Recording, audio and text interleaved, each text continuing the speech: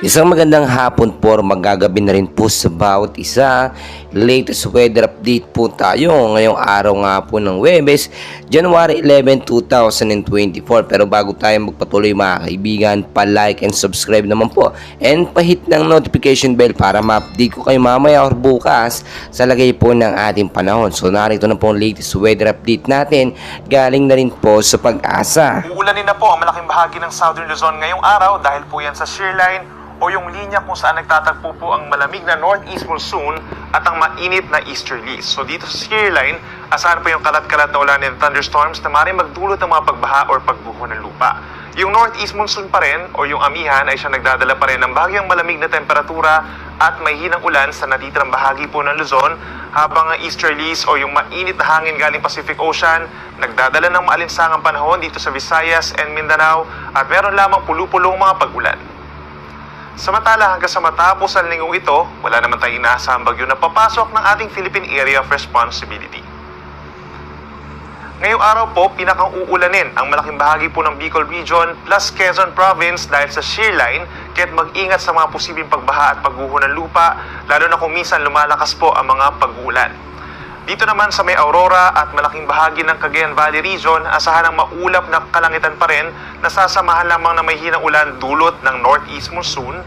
Habang ang natitirang bahagi po ng Luzon, kabilang po ang Metro Manila, bahagyang maulap hanggang maulap pa rin ang kalangitan na sinasamahan din ng may hinang ulan, lalo na sa may eastern portion of Cordillera Region at bahagi pa ng Oriental Mindoro, possible po yung mga pag-ulan ngayong araw. Habang dito sa Metro Manila, halos katulad pa rin ng weather conditions as yesterday, may saglit na pag-ulan but mostly partly cloudy skies po tayo.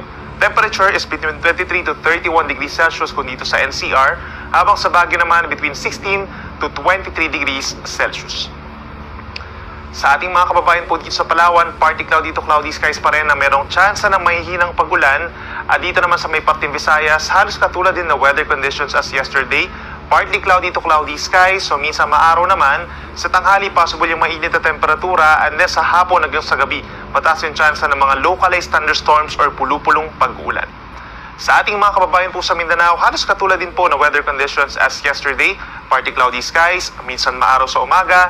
Sa tanghali, pinakamainit ang temperatura lalo na sa may southern portion of Mindanao, dito sa mga syudad ng Zamboanga, Davao, General Santos, and Cotabato.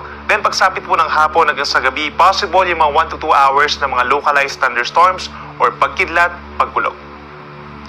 Ngayon po, dahil sa gale warning or dahil sa northeast monsoon ay meron tayong gale warning dito po sa baybayin ng Northern Luzon. Kabilang ng baybayin ng Batanes, Cagayan, kabilang ang Babuyan Islands, Isabela at maging dito rin po sa may Ilocos Norte hanggang 4.5 meters or nasa 1.5 palapag ng gusaling taas ng mga pag-alon po yan sa open sea. Delikado yan sa maliliit na sasakyang pandagat. And in the coming days, possible din po na maging maalon dito pa sa silangang parte ng Luzon and even dito sa may Visayas. At para naman sa ating 3-day weather outlook dito sa Luzon, yung shear line po magpapaulan pa rin hanggang sa weekend dito sa may Bicol Region and Quezon, at sa natitirang bahagi naman ng Luzon, meron pa rin tayong epekto ng northeast monsoon or amihan.